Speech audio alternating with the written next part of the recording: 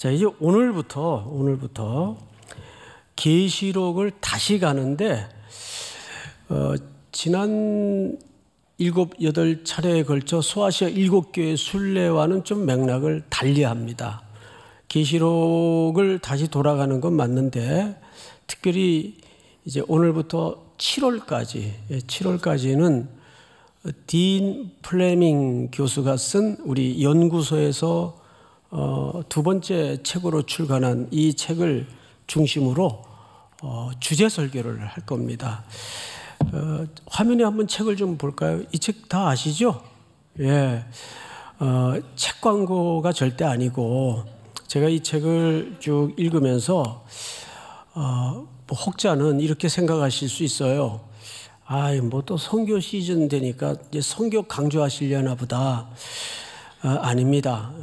단선적인 선교를 위한 글들이 아니고 이 책은 앞으로 역사에 이루어질 방향과 그 역사에 얹어진 각자의 인생의 초점과 존재하는 이유가 어디에 있는가, 굉장히 근본적인 신학을 담아낸 책입니다.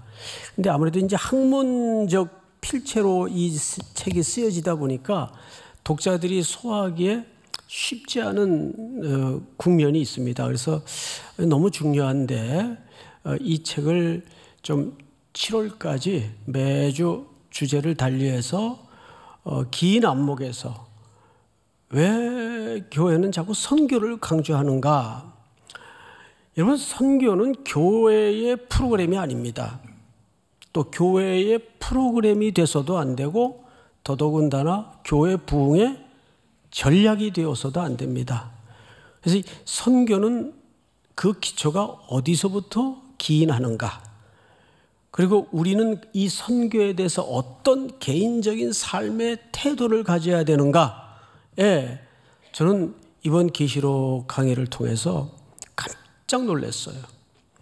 계시록만큼 이 선교적 차원을 선명하게 말하는 책도 성경에서 드물다 할 정도로 굉장히 중요한 이론과 또 논리들을 담고 있습니다. 그리고 먼저 이 책에 대해서, 계시록이라는 책에 대해서 여러분들이 좀 걷어내야 될 오해가 있습니다. 사건별 설명이다 보니까 계시록을 읽다 보면 사건들이 많죠. 또 그림 언어들이 많고 그러다 보니까 이게 이렇게 요 다음 사건 다음에 이 일이 일어날 것이고 이 일 일어난 다음에 요 기록이 펼쳐질 거다 해서 무슨 역사의 종말을 향한 사건별 스케줄처럼 오해를 하는 설명들도 난무하고 그런 잘못된 이해를 갖고 계신 분들이 계세요. 소위 이런 견해들을 한때 유행했던, 아직도 그 해석의 뿌리가 남아있는 세대주의적 해석입니다. 세대주의적 해석은 굉장히 위험해요. 역사를 잘못 이해하기가 딱 맞게, 그리고 사람들의 의식구조에 아주 쏙 빠져들도록 그런 논리성을 갖고 있습니다. 그래서 우리가 요한계시록을 이제 다시 볼 텐데 이 안경이 굉장히 중요합니다. 어떤 렌즈로 요한계시록을 바라볼 것인가에 대해서 오늘부터 좀 접근을 하도록 하겠습니다. 우선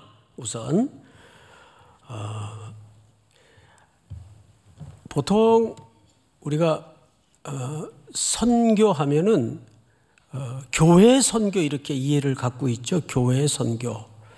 근데 선교는 교회에서부터 시작한 것이 아닙니다. 그래서 그 선교의 기원을 잘 이해하셔야 되는데 결국 우리는 삼위 하나님께로부터 설명이 되지 않으면 이 선교를 옳게 이해할 수가 없습니다. 자, 삼위일체라는 말 여러분 신앙인이면 누구나 한 번쯤 설명을 들었을 겁니다. 아무리 강조해도 중요하니까 다시 설명을 드립니다. 삼위 하나님이라는 것은 하나님이 세 위격을 갖고 계세요.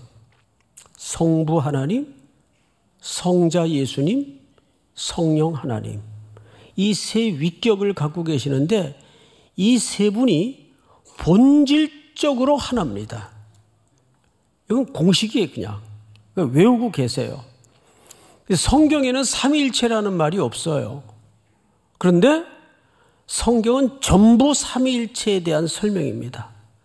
그래서 우리에게 사명을 맡기고 인생을 허락하신 그 분이 어떤 분인가를 정확히 알아야 내가 감당해야 될 인생의 몫을 제대로 파악할 수가 있습니다.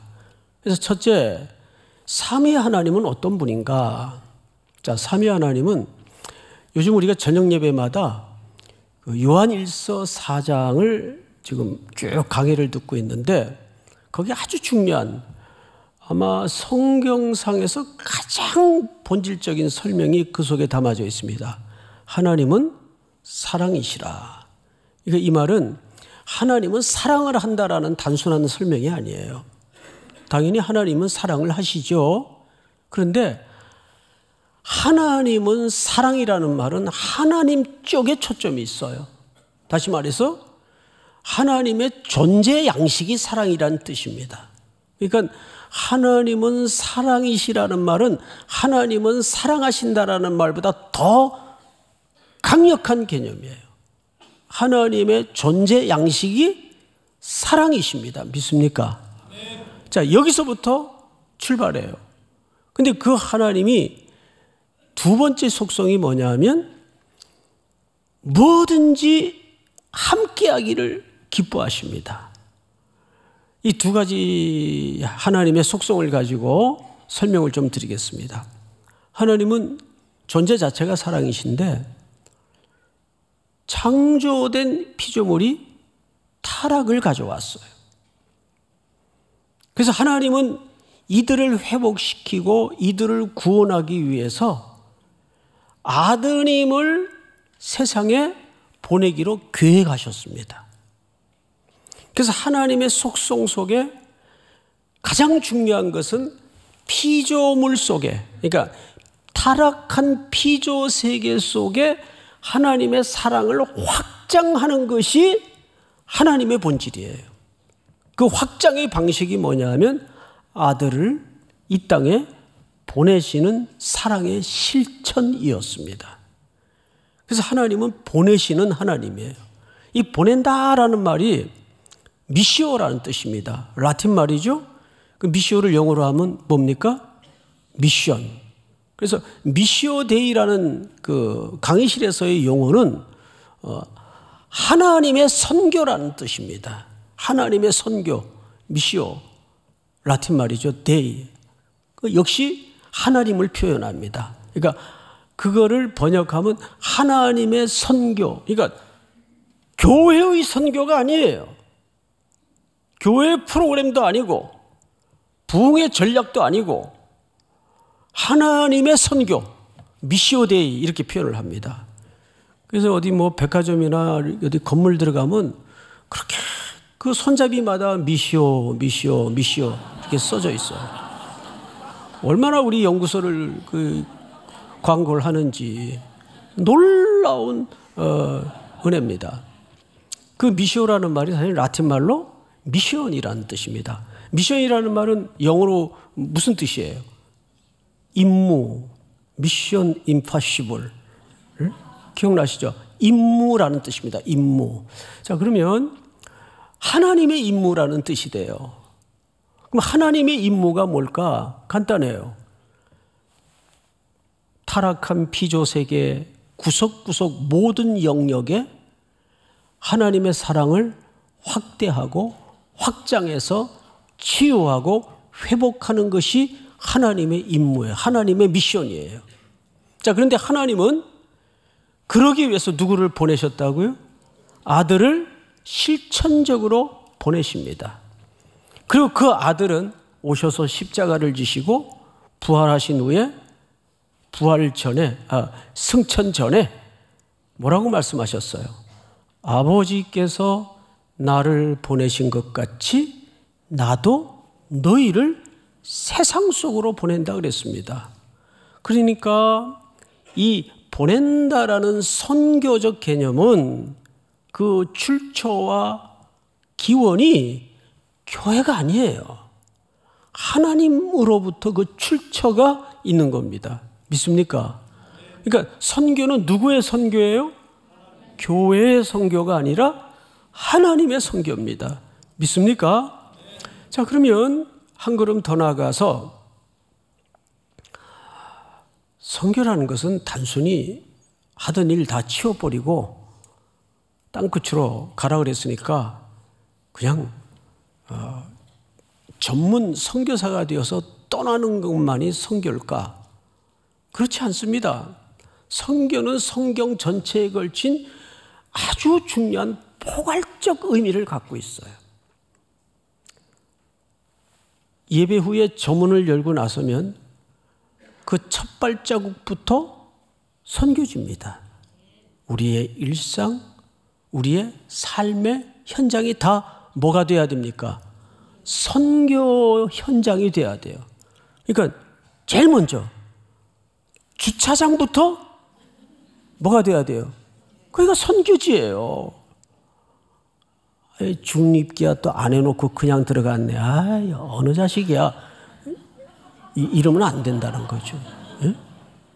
예, 주차하는 분들이 고생이 많아요. 그러면 말 한마디라도 자기 좀 방향과는 다르게 부탁을 하더라도 예, 알겠습니다. 감사합니다. 수고하세요. 그러고 가야 되는데 그 교회가 뭐 이래? 주차비 받는 것까지는 이해를 하는데 뭐 그러면서 여기서부터 선교지란 말이에요. 내가 존재하는 이걸 뭐라고 얘기를 하냐면 일찍이 한번 말씀을 드렸는데 존재론적 선교라고 얘기를 하는 겁니다. 교회가 성도가 이 땅에 머무는 그 존재 자체가 이미 뭐예요? 뭘로 태어난 겁니까? 뭘로 부름받은 자리입니까? 미셔널 교회 성도로서 부름을 받은 겁니다. 믿습니까? 그러려면 이제 우리는 삼위 하나님께로부터 이 출처가 있구나. 그런데 하나님은 이 일을 두 번째 속성으로 함께 하기를 기뻐하세요. 근데 하나님이 능력이 모자르고 힘이 딸려서 함께 하기를 기뻐하실까요? 여러분, 예를 들어서 함께 하고 싶은 그 깊은 저변의 심리는 뭐가 기초에 있죠? 사랑이 기초에 있습니다. 어디 좋은 음식점, 좋은 풍광을 이렇게 지나가다가 보면 제일 먼저 생각나는 사람이 사랑하는 사람이에요. 여긴 누구랑 같이 와서 먹었으면 너무 좋았을 것 같은데 다음에 꼭 같이 와야 되겠다. 이 일을 그 친구하고 좀 했으면 너무 기쁠 것 같은데 같이 해야 되겠다. 그러니까 하나님께서 여러분들을 교회의 사명에 또 시대적 사명에 부르시는 것은 사랑의 초대고 특권입니다. 믿습니까? 뭐 예를 들어서 교회에서 큰 어떤 프로젝트가 생겼어요. 이제 이 힘을 좀 모아야 되는데 이제 광고를 하겠죠? 그러면 또 뭐 헌금 광고인가 보다. 그런데 안 믿어지시면 헌금 하지 말아 보세요. 그 일이 되나 안 되나? 됩니다. 근데 굳이 왜 우리들의 함께 하심을 원하실까요? 이유는 하나예요. 하나님께서 이 일은 사랑하는 내 성도들과 사랑하는 피로 값주고 산 교회와 같이 하고 싶다는 부르심이고 사랑의 초대의 차원인 겁니다. 믿으십니까? 이건 제가 여러 번 여러분들에게 말씀을 드렸을 거예요. 이렇게 해서 첫 번째 우리가 기억할 것은 삼위 하나님께로부터 이 선교의 개념이 출발이 되었구나. 자, 두 번째. 이제 우리는 이 기초로 요한계시록 1장 4절을 한번 띄워주실까요? 4절 5절을 보겠는데, 요한은 아시아에 있는 7교회에 편지하노니 이제도 계시고 전에도 계셨고 장차 오실 이시며. 자, 앞을 잠깐 보십시다. 아시아 7교회는 현존하는 교회의 종합적 모델이라고 말씀을 드렸습니다. 자, 그렇다면 그 교회마다 공통적인 접근이 삼위 하나님에 대해서 먼저 소개를 합니다. 근데 여기 보니까 세 시제가 소개되고 있어요. 전에도 계셨고, 과거죠. 지금도 계시고, 현재죠. 장차에도 계실 겁니다. 그러면 이 과거, 현재, 미래라는 세 가지 시제가 딱 한마디로 정리를 하자면 언제나 현존하시는 분, 그 뜻입니다. 자, 근데 이것은 어디서 인용한 표현인가 하면 사실은 출애굽기에서 인용한 표현이에요. 출애굽기를 한번 띄워주실까요?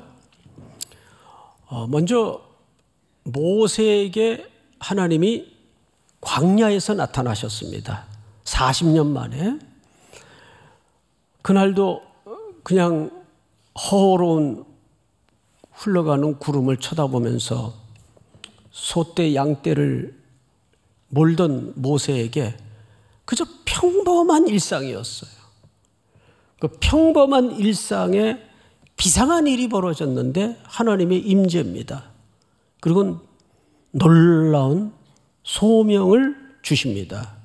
너는 이제 가서 바로에게 내 백성 이스라엘을 풀어달라고 요청을 해라. 모세를 역사의 전면에 끌어냅니다. 그래서 모세가 당혹스러워서 하나님, 내가 손에 한창 물오르고 땀 있을 때 민족을 위해서 뭘 좀 하려고 그럴 때는 결국 들통이 나게 만들어서 살인자로 내몰더니 이제 기운 다 빠지고 내 나이 80인데 뭘 할 수 있습니까? 됐습니다. 나는 그리고 이제 모국어도 다 잊어버렸어요. 말도 안 늘고 이 상태로 뭘 할 수 있습니까? 못합니다. 안 합니다. 굉장히 갈팡질팡 방황을 합니다. 그러자 모세가 하나님께 마지막에 이런 질문을 해요. 만약에 가서 너를 보낸 사람이 누구냐? 누구냐 하면 제가 뭐라고 대답을 해야 됩니까? 모세가 하나님께 아뢰되 내가 이스라엘 자손에게 가서 이르기를 너희의 조상의 하나님이 나를 너희에게 보내셨다 하면 그들이 내게 묻기를 그 이름이 무엇이냐 하리니 내가 무엇이라고 그들에게 말하리까? 그러자 성경 전체 책의 제목을 다시 잡으라면 이 본문으로 잡아야 되지 않을까 할 정도로 중요한 본문 하나가 하나님에 의해서 계시됩니다. 14절 다 같이 시작. 하나님이 모세에게 이르시되 나는 스스로 있는 자이니라. 또 이르시되 너는 이스라엘 자손에게 이같이 이르기를 스스로 있는 자가 나를 너희에게 보내셨다 하라. 여기 스스로 있는 자다. I am who I am 이라는 표현을 써요. 나는 스스로 있는 자다. 여러분, 여호와라는 말은 하나님의 이름이 아닙니다. 하나님에 대한 설명이지. 근데 그걸 우리 이름처럼 부르죠. 그건 사실 창조주에게 누가 이름을 붙여요? 그럴 수 없잖아요. 하나님은 이름을 가질 이유가 없고 필요가 없어요. 그러니까 나는 스스로 있는 자다라는 말로 자기를 계시하십니다. 그러니까 모든 우리 인생의 분별의 기초에 이보다 명징한 설명은 더 이상 있을 수 없어요. 천하 만물은 다 피조되었습니다. 이 창조주 하나님께로부터. 그런데 오늘 요한계시록 1장 4절에 보니까 이 계시의 의미를 차용해서 하나님이 자기를 전에도 계셨고 지금도 계시고 장차 오시리로 성자 예수님이 자기를 소개하시고 하나님이 계시해 주십니다. 이 말이 갖는 함의가 뭔가를 알아야 돼요. 이 말은 첫째는 조금 전 정리한 내용처럼 하나님은 언제나 계시는 분이지만 동시에 다시 오실 분이라는 것을 우리 속에 인식시키는 중요한 눈금이 돼요. 만약에 여러분 신앙의 여정 속에 하나님과 그 아들 예수 그리스도께서 다시 오신다는 사실이 불확실해질 때 우리는 이 땅에 오늘이라는 걸음이 굉장히 갈팡질팡할 수 있고 흔들릴 수가 있습니다. 생각해 보세요. 다시 오실지 안 오실지도 모르는 분이라면 우리가 이 땅에 굳이 그분에게 올인해서 그분만 바라고 살 이유가 없어요. 그런데 성경은 뭐라고 얘기하고 있어요? 반드시 다시 오신다고 얘기하고 있어요. 이거보다 선명한 시간의 가치관이 있을까요? 저희 이 말만큼 또한 위로가 없어요. 그분은 다시 오셔서 우리 눈에 흘렀던 눈물을 닦아주시리라 약속하셨고 그동안 쌓이고 가슴이 녹도록 힘들었던 일들을 다 되돌려 회복해 주실 것을 약속하고 있습니다. 그 모든 약속이 다 무슨 약속 속에 녹아져 있는가 하면 내가 다시 올 것이다. 그래서 우리의 모든 시선과 인생의 시간표는 거기에 초점이 맞춰져 있는 겁니다. 다시 오실 주님. 할렐루야. 이 고백이 여러분들 가슴 밑바닥에 굵은 디딤돌로 세워지는 은혜가 있기를 축복합니다. 두 번째로 1장 계시록 1장 8절을 한번 볼까요? 하나님에 대한 소개를 지금 계속하고 있는데요. 같이 읽읍시다. 시작. 주 하나님이 이르시되 나는 알파와 오메가라 이제도 있고 전에도 있었고 장차 올 자요 전능한 자라 하시더라. 아멘. 우리 한글에도 알파벳이 있죠. 그 다음에 영어에도 알파벳이 있어요. 영어 알파벳은 첫 글자가 A, 두 번째 마지막 글자가 우리 때는 Z 그랬어요. Z. 근데 지금은 표현을 좀 G라고 달리하더군요. 뭐 좋아요. 그런데 헬라 말에도 당연히 알파벳 있겠죠. 첫 글자가 알파입니다. 모양은 영어 A자하고 같아요. 알파. 그 마지막 글자가 오메가입니다. 오메가 시계 찬 분들 보면 그 글자 스펠이 나와 있어요. 나는 오메가 시계 이렇게 지나가다가 구경을 해봤어도 뭐 비싼 거라 그러대요. 예. 그러니까 아마 그 오메가라고 이름을 거기에다가 명명했을 때는 이게 끝장이다, 이상 없다, 막 그런 좀 의미를 자부심을 담았겠죠. 오메가 하면 시계의 끝판왕, 뭐 그 정도 의미를 아마 담아냈을 겁니다. 그러니까 왜 예수님은 자신을 나는 알파와 오메가라고 소개를 했을까요? 여기에는 이런 의미가 있습니다. 역사의 시간은 예수 그리스도께로부터 시작해서 예수 그리스도께로 끝난다 그 뜻입니다. 이 속에는 또 하나의 의미가 담아져 있는데, 자, 뒤에 보면 전능한 자라 하시더라. 무슨 얘기냐면 우리는 무슨 일을 시작하다가 중간에 여력이 안 되고 상황이 또 변수가 생기고 실력이 안 돼서 일이 그냥 중도 포기되거나 어그러지고 망가지는 경우가 있어요. 스티브 잡스라는 분이 그런 얘기를 했다 그래요. 나는 미래를 정확히 예측할 수 있다. 그래서 이제 그걸 듣던 사람들이 웃겨가지고 뭐 지가 신인가? 그런데 그 뒤에 이런 얘기를 했다 해요. 그 미래를 내가 만들면 된다. 그런 미래를 내가 만들면 된다. 근데 정말 그러고 보니까 이미 고인이 되었지만 그분이 큰 무슨 회사에나 있을 법한 컴퓨터를 집집마다 있게 만들었어요. 그것도 2대씩, 3대씩. 이젠 들고도 다니잖아요. 컴퓨터를, 노트북이라는 제품을 만들어서.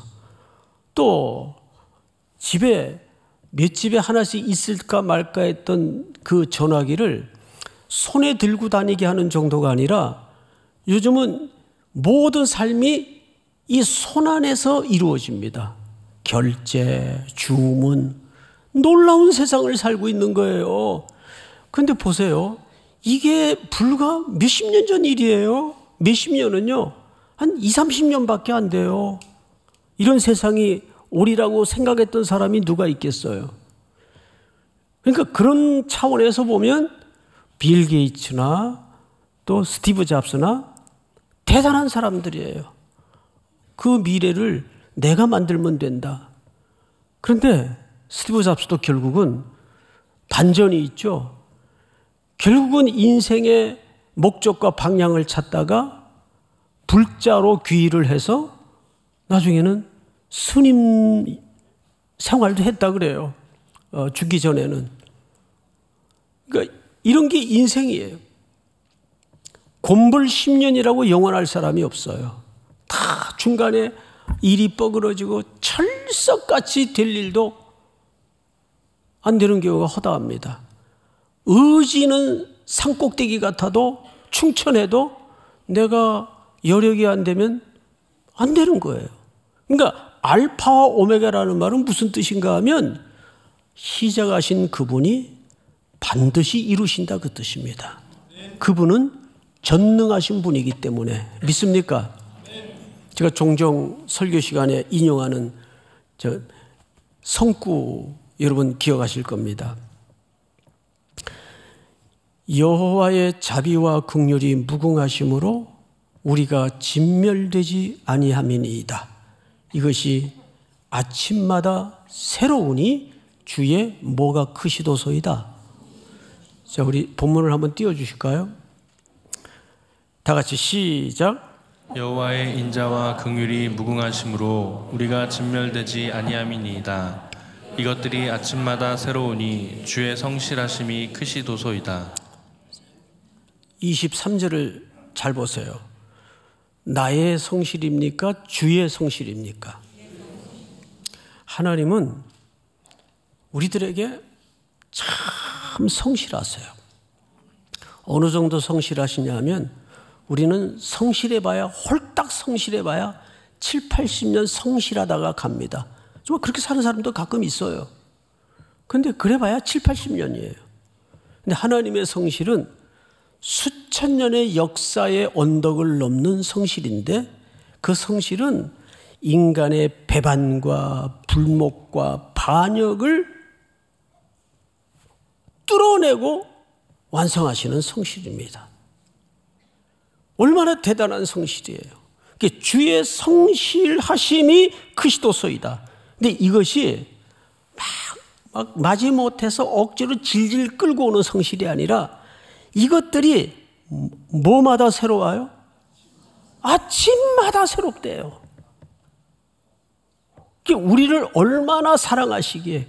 그러면 도대체 이 하나님의 크신 성실하심이 수천 년의 인간의 못남을 뚫어내고 나에게 찾아오신 이 성실하심의 기초, 근거가 뭐냐 이 말이에요. 근거. 여호와의 인자와 긍휼이 무궁하심으로. 인자와 긍휼이라는 말은 헤세드, 하나님의 사랑을 얘기하는 거예요. 여러분, 여기에 우리의 희망이 걸려 있는 겁니다. 내 못남과 잘남에 희망이 있고 없고가 아니라 하나님의 인자와 긍휼이 무궁하심으로 우리가 진멸되지 아니함이니이다. 믿으십니까? 여기에 우리의 희망이 있는 거예요. 이분이 알파와 오메가시세요. 이분이 전능하신 분이십니다.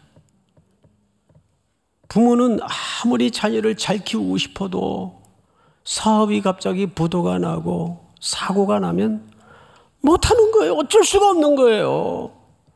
돈이 거짓말을 해요. 사람이 거짓말을 하는 게 아니라 돈이 거짓말을 해요. 돈이. 환경이, 사고가 거짓말을 해요. 자, 이제 세 번째, 그분은 다시 어떤 분인가? 계시록 7장 10절 오늘 본문을 잘 보세요. 오늘 본문을 보시면 큰 소리로 외쳐 이르되, 우리 여기서부터 같이 읽읍시다. 시작. 구원하심이 보좌에 앉으신 우리 하나님과 어린 양에게 있도다 하니. 아멘. 구원하심이 어디에 앉으신? 보좌에 앉으신. 보좌에 앉으신. 이 보좌는 의도적 차용된 표현입니다. 당시 1세기 독자들의 입장에서 이 글을 먼저 이해를 해줘야 돼요. 1세기 독자들의 상황은 어땠습니까? 로마의 시포론 압제 아래 흔들리던 때예요. 신앙인으로, 그리스도인으로 예수 그리스도를 주로 섬기며 산다는 것이 엄혹했던 시절입니다. 이 글은 그 독자들의 입장에서 먼저 해석이 돼야 정확한 이해를 수천 년의 역사를 건너 우리에게까지 바르게 가져올 수 있습니다. 자, 이 보좌라는 말은 당시 여러분 로마 제국하의 세상의 중심은 로마입니다. 로마의 중심은 어디입니까? 보좌입니다. 그 보좌는 세 가지 개념을 담고 있어요. 로마 황제의 보좌로부터 통치가 이루어지고 거기에서 심판이 이루어지며 거기에서 최종 영광이 모아집니다. 그러니까 통치, 심판, 영광, 이것이 세상의 중심이었던 로마 황제의 보좌가 갖는 의미였어요. 의도적으로 이 보좌라는 개념을 성경 기자를 통해서 차용하는 겁니다. 이유가 있어요. 아니다. 로마 황제의 보좌가 세상의 중심이 아니고 거기에서 구원이 일어나지 않는다. 당시 모든 세상은 가이사가 구원자라고 이해를 했습니다. 이것이 전형적인 독재자들의 메커니즘이에요. 역사적으로 보면 역사의 괴물로 등장했던 히틀러. 여러분, 히틀러 앞에 무슨 인사법이 있죠? 무슨 히틀러? 예, 뭐 그렇게 느닷없이 대답을 하실 필요는 없고, 예, 그 하일이라는 말이 무슨 뜻이에요? 구원자, 메시아 개념이에요. 그 당시에는 히틀러가 빵의 문제를 해결해주고 히틀러가 독일 민족을 구원한다고 종교의 메커니즘을 통해서 백성들을 속였어요. 교회는 거기에 시녀 노릇을 했고 일부 교회이긴 하지만 시대와 편승하는 복음이 아닌 복음을 가르쳤어요. 히틀러를 지지하고. 오늘날의 저 북녘 집단의 독재의 형태를 보세요. 얼마나 종교의 메커니즘을 이용해서 백성들을 수십 년 동안 저렇게 괴롭히게 만들고 고생시킵니까? 그래서 그쪽에서는 그 수령이 구원자라 그래요. 그 사람이 빵을 먹이고 그 사람이 인민을 배불리 먹이고 잘 먹게, 잘 살게 한다는 거죠. 이게 속입니다. 로마 시대가 사실은 비슷한 양상을 띠고 있었습니다. 그때 흔들리는 1세기 그리스도인들을 향해서, 일곱 교회를 향해서 말하고 싶은 게 뭘까요? 더 높은 보좌를 봐라. 더 높은 보좌. 믿습니까? 네. 천지를 지으시고 알파와 오메가가 되시며 우리의 구원자가 되시는 더 높은 하늘 보좌에 우리가 살아내야 될, 이 땅에 존재해야 될 이유가 있다. 그거를 설명하고 싶은 겁니다.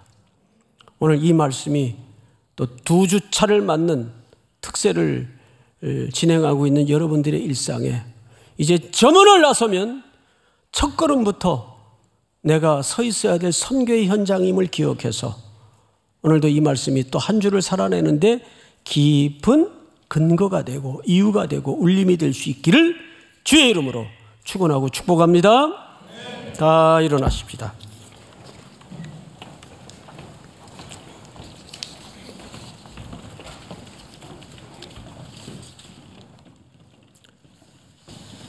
우리 찬양합니다.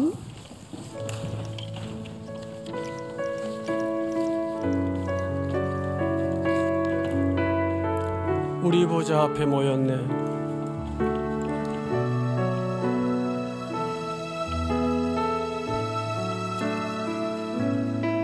우리 보좌 앞에 모였네.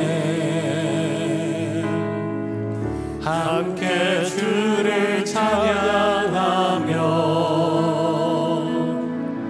하나님의 사랑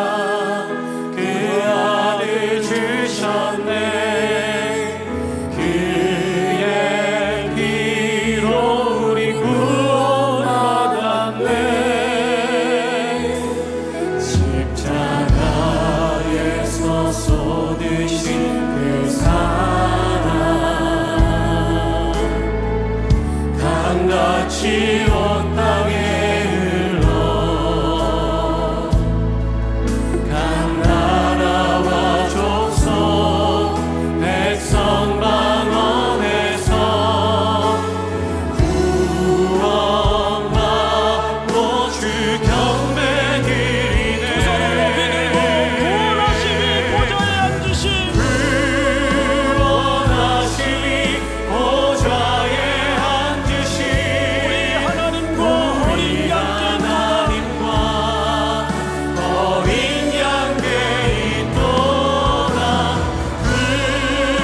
구원하심이 보좌에 앉으신 구원하심이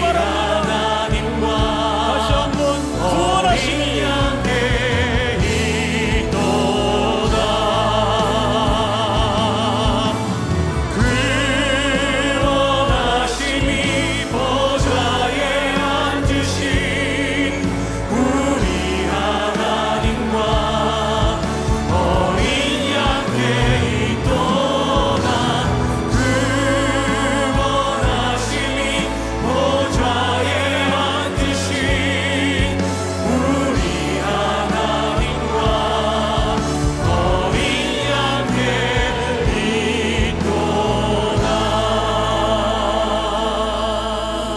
눈을 감은 채로 합심해서 기도합니다. 아무리 이 세상에 흔들리는 일이 많을지라도 다시 오실 주님께 시선을 두게 하시고, 두 번째는 더 높은 보좌를 바라보게 하여 주시옵소서. 저문을 나서는 순간 첫걸음부터 선교사의 삶임을 기억해 존재하는 선교사로서 먼저 승리케 하여 주시옵소서. 또 남은 2주차, 석주차 특세를 위해서 주여 한번 부른 다음에 통성으로 기도합니다. 주여.